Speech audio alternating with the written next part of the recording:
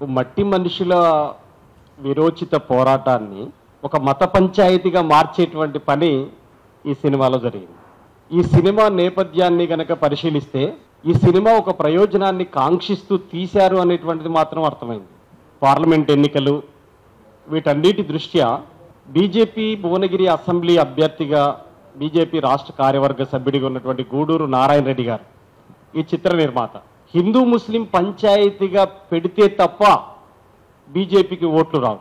BJP దగ్గర ఉన్నటువంటి ఏకైక ఆయుధం మెజారిటీ ప్రజలు మైనారిటీ ప్రజలు అనేటువంటి ఒక విభజన రేఖ తీసుకురావాలి. దాని ద్వారా మాత్రమే ఒక రాజకీయ లబ్ధి పొందాలి. మొత్తం మారణహోమం జరిగినా పర్వాలేదు, మనుషులు ఎంతమంది చనిపోయినా పర్వాలేదు, రక్తం ఏరులై పారినా పర్వాలేదు, కానీ తమకు మాత్రం ఓట్లు రావాలి.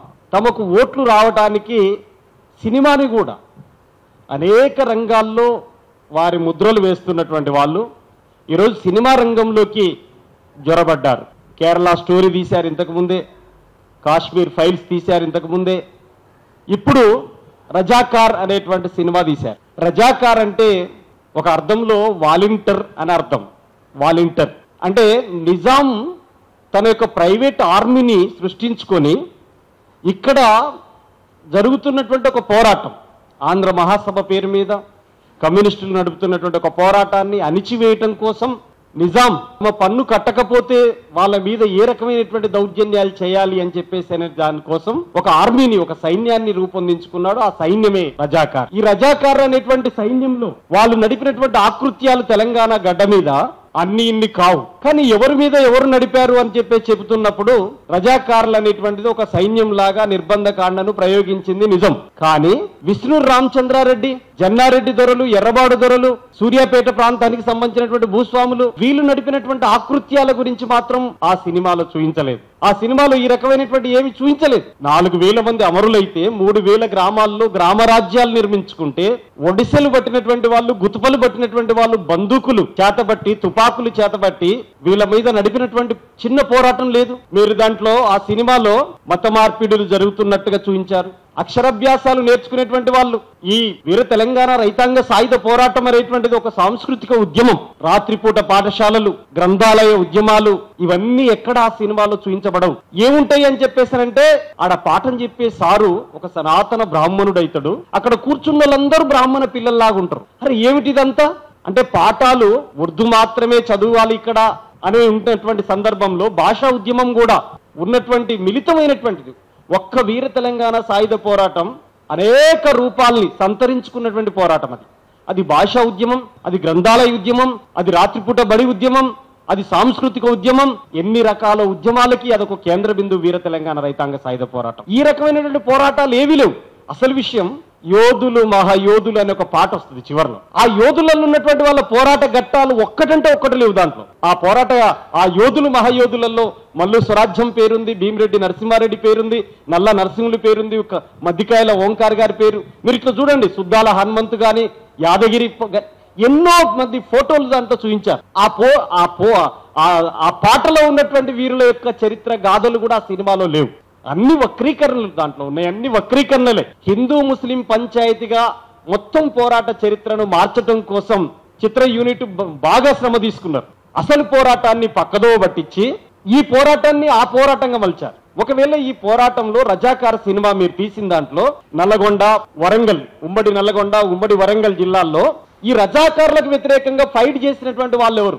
1925లో ఆర్ఎస్ఎస్ ఏర్పడింది కదా. ఈ ఆర్ఎస్ఎస్ లో పెరిగినటువంటి మీరు చెబుతున్నటువంటి మత మార్పిడుల గురించి, మీరు చెబుతున్నటువంటి హిందూ ముస్లిం పంచాయతీ కదా, ఈ వీర తెలంగాణ సాయుధ పోరాటంలో మీరందరూ ఎందుకు ప్రత్యక్ష భాగస్వామిగా లేరు?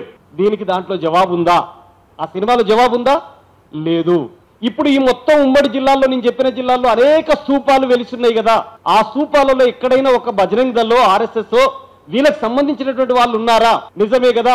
హిందువులు ముస్లిం రజాకారులకు వ్యతిరేకంగా విరోచితంగా పోరాటం నడుపుతున్నప్పుడు హిందువుల ప్రతినిధం అని చెబుతూ పుట్టినటువంటి ఆర్ఎస్ఎస్ ఎందుకు ఆ ముస్లిం రజాకారులను తరిమేయటానికి ఒక వీరుడి పేరుని వాళ్ళు తీసుకురావాలి కదా. అందులో పాల్గొన్న పేరు ఒకరన్నా మనకు కనపడాలి కదా. కనపడ్డదా? ఇక్కడ సినిమాలు ఎవరన్నా ఉన్నారా? ఎవరు లేరు కదా. మరి ఇక్కడ భూమి కోసం, భుక్తి కోసం, పీడిత జన విముక్తి కోసం సాగినటువంటి పోరాటాన్ని మత పోరాటంగా మార్చాలనుకున్నారు కదా. ఎందుకు? ఐలమ్మ పోరాటాన్ని మీరు ప్రారంభించారు, ఇంతకు ముందే చెప్పారు. చిట్టెలుక పోరాటం అని చెప్పి ప్రకాష్ రెడ్డి అంటే తీవ్రమైనటువంటి ప్రతిఘటన ఏర్పడ్డ తర్వాత క్షమాపణ చెప్పిండు, అది వేరే అంశం. ఐలమ్మ పోరాటం చెప్పాడు. దొడ్డి కొమరయ్య గురించి ఎందుకు చెప్పలేదు దాంట్లో? దొడ్డి కొమరయ్య పోరాటం గురించి లేదు. మీరు 3 గ్రామాల పోరాటాలు దాంట్లో వివరిస్తారు. గుండ్రాన్ పెళ్లి గురించి, పరకాల గురించి, బైరాన్ పెళ్లి గురించి. ఈ పోరాటాలు కూడా హిందువులు ముస్లింల మధ్యలో పంచాయతీలాగా మార్చేసి ఎంత ట్రైనింగ్, తుపాకీ పట్టుకునేటువంటి ట్రైనింగ్ గురించి మీరు వీర తెలంగాణ రైతాంగ సాయుధ పోరాటం యొక్క వీధి నాటకాలో ఉంటది. ఆ అంటే అమ్మ అని చెప్పేసి అట్లాంటి ట్రైనప్ అయి ఉంటారు వాళ్ళు. అసలు కమ్యూనిస్టు నాయకుల పేర్లు దాంట్లో ప్రస్తావించడానికి కూడా భయపడరు. అంటే చరిత్ర అంతా కమ్యూనిస్టులదైతే ఆ ప్రతి పోరాట ఘట్టం చెబితే ఈ క్రెడిబిలిటీ అంతా కమ్యూనిస్టులకు వస్తుందని చెప్పేటువంటి ఉద్దేశంతో భీమిరెడ్డి నరసింహారెడ్డి అనే పదం కూడా చెప్పడానికి సిద్ధపడలే నరసింహారెడ్డి. వాళ్ళందరూ మీరు గడ్డిలో తుపాకులు పట్టుకొని గడ్డిలో చుట్టుకొని పంపిస్తారు బైరాన్పల్లికి. పంపించినప్పుడు ఏం చేస్తారు? తుపాకులు నరసింహారెడ్డి పంపించింది అంటారు. భీమిరెడ్డి నరసింహారెడ్డి అనేటువంటి పదం వాడరు. దీంట్లో మన బయట ఉన్న హీరోయిన్లు అనసూర్య, ప్రేమ, తర్వాత ఇంద్రజ ఇట్లాంటి వాళ్ళని పెట్టారు ఐలమ్మ పాత్రకి. ఇదంతా కూడా ఐలమ్మ పాత్ర గురించి చెప్తున్నప్పుడు పాలకుర్తిలో పెద్ద సభ జరుగుతుంది. ఆ సభకు సంబంధించినటువంటి వివరాలు ఏం లేవు. ఆ ముందు ఆ సభ మీద దాడి చేస్తారు ఈ గుండాలు వచ్చి. ఏ గుండాలు? రజాకారులు కాదు దాడి చేసింది. విష్ణు రామచంద్రారెడ్డి భూస్వాముల గుండాలు దాడి చేసింది. ఐలమ్మ పొలం మీద, వాళ్ళ ఇంటి మీద, వాళ్ళ భర్త మీద దాడి చేసింది వీళ్ళు. అంటే విష్ణు రామచంద్రారెడ్డి హిందువా ముస్లిమా? విష్ణు రామచంద్రారెడ్డి గుండాలు దాడి చేసిన దాని గురించి దాంట్లో లేదు, కానీ రజాకారులు వచ్చి దాడి చేసినట్టుగా మనకు కనిపిస్తుంది. అంటే ముస్లిం హిందూ పంచాయతీని లాగా మార్చడం కోసం జరిగినటువంటి ఘటనలాగా ఈ ఘటనలు ఉంటాయి. అందుకనే ఈ సినిమా మొత్తం కూడా వాస్తవాల్ని వక్రీకరించినటువంటి సినిమా. అసలు పోరాటాన్ని పక్కదో పట్టించడం కోసం నడిపినటువంటి సినిమా ఇది. కేవలం ఓటు బ్యాంకును క్యాప్చర్ చేయడానికి, మెజారిటీ హిందువుల ఓటు బ్యాంకును క్యాప్చర్ చేయడం కోసం ఈ దృశ్యాన్ని ప్రజల ముందు పెడితే ముస్లింల మీద ఆగ్రహావేశాలు రావాలి, అమాయక హిందూ యువతరం అంతా కూడా ముస్లింల మీద యుద్ధానికి సిద్ధం కావాలి అనేటువంటి ఉద్దేశంతో తీసిన సినిమా తప్ప ఏమాత్రం వాస్తవాలు ఈ సినిమాలో లేవు. అయితే కమ్యూనిస్టుల పోరాటం, వాళ్ళ చరిత్ర, వాళ్ళ త్యాగాలు ఇవన్నీ కూడా దాంట్లో ఎక్కడో ఒక చోట ఇరికించడం కోసం పాటలో పెట్టారు. చివర్లో ఆయనకు రాజ్ ప్రముఖ్ ఇచ్చినటువంటిది దాంట్లో ఏం లేదు. నిజాంకు రాజ్ ప్రముఖ్గా ఇచ్చినటువంటిది లేదు. నువ్వు ఇచ్చింది చెప్పాలి కదా. ఒక గొప్ప బిరుదు ఇచ్చావు కదా, నిజాం చాలా గొప్పోడని చెప్పిన వాళ్ళు ఎవరు? ఇప్పుడు నువ్వన్నట్టుగా సర్దార్ వల్లభాయ్ పటేలే నిజాం చాలా గొప్పోడని నువ్వే చెప్పినట్టు కదా. నిజాంది నిరంకుశ పాలన కొనసాగుతుంది, దానికి వ్యతిరేకంగా కమ్యూనిస్టులు ఆంధ్ర మహాసభ విరోచితంగా పోరాటం చేస్తున్నారు. కాసిం రజ్వీర్ రజాకార్ సైన్యాలు కమ్యూనిస్టుల మీదనే దాడి చేసినాయి. మొత్తం తెలంగాణ గడ్డ మీద ఉన్న హిందువుల సమస్యలు, అంటే హిందువుల యొక్క భూమి సమస్య మీద, వెట్టి సమస్య మీద, కౌలు సమస్య మీద పోరాటం నడిపిన వాళ్ళు కమ్యూనిస్టులు. ఆ కమ్యూనిస్టులను అణిచివేయటం కోసం రజాకారులు వచ్చారు, ఆ కమ్యూనిస్టులను అణిచివేయటం కోసం పటేల్ సైన్యాలు వచ్చినాయి. కానీ పోరాడింది మాత్రం కమ్యూనిస్టులు. ఎవరి తరపున పోరాడిల్లు? నువ్వు చెబుతున్న హిందువులని చెబుతున్నావే, ఆ హిందువులందరి తరపున పోరాడింది కమ్యూనిస్టులు. ఆ కమ్యూనిస్టుల యొక్క విశేష చరిత్రను వక్రమార్గం పట్టించడం కోసం తీసిన సినిమాగా యువతరంలోకి మనం తీసుకెళ్లాల్సిన అవసరం ఉంది. నేను నిన్న ఈ సినిమా చూసిన తర్వాత వినయ్ గారు ఒక షార్ట్ మన ఛానల్ అది వేశారు, మన అరిబండి గారు వేసింది.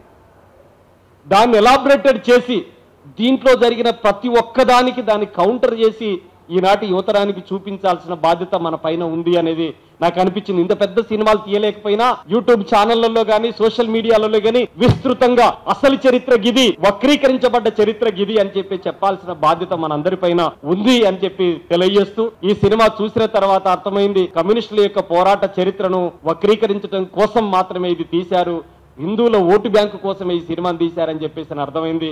అందువల్ల యువతరానికి అసలు చరిత్రను చెప్పే బాధ్యతగా మన డివైఎఫ్ఐ, మన యువతరం, మన ఇక్కడికి వచ్చిన అన్ని ప్రజా సంఘాలు కూడా తీసుకోవాలని చెప్పి తెలియజేస్తూ నేను సెలవు తీసుకుంటాను.